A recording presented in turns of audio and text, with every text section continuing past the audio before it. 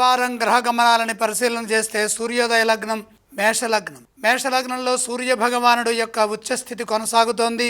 మేషంలోనే బుధుడున్నారు.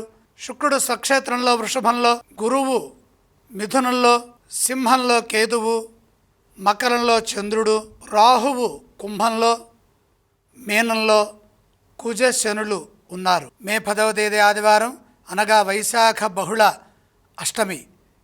అష్టమి నుండి వైశాఖ బహుళ అమావాస్య వరకు 10వ తేదీ ఆదివారం బహుళాష్టమి, 11వ తేదీ సోమవారం చంద్రుడి దగ్గర రాహు ఉంటారు. అదే రోజు రవి కృత్తిక 1వ పాదంలో ఉంటారు. కుజుడు అశ్విని నక్షత్రంలో ఉంటారు. హనుమత్ జయంతి 13వ తేదీ అపర ఏకాదశి. 14వ తేదీ బుధుడు సుపీరియర్ కంజంక్షన్ అంటే ఖగోళ శాస్త్ర ప్రకారం బుధగ్రహం సూర్యుడికి సరిగ్గా అవతల వైపున, భూమికి సూర్యుడికి మధ్యలో కాకుండా సూర్యుడికి వెనక వైపున ఉంటుంది బుధగ్రహం. సూర్యుడు మరియు భూమి సరళ రేఖలోకి వచ్చినప్పుడు ఏర్పడే స్థితి. 14 గురువారం శుక్రుడు మిథునంలోకి ప్రవేశిస్తారు.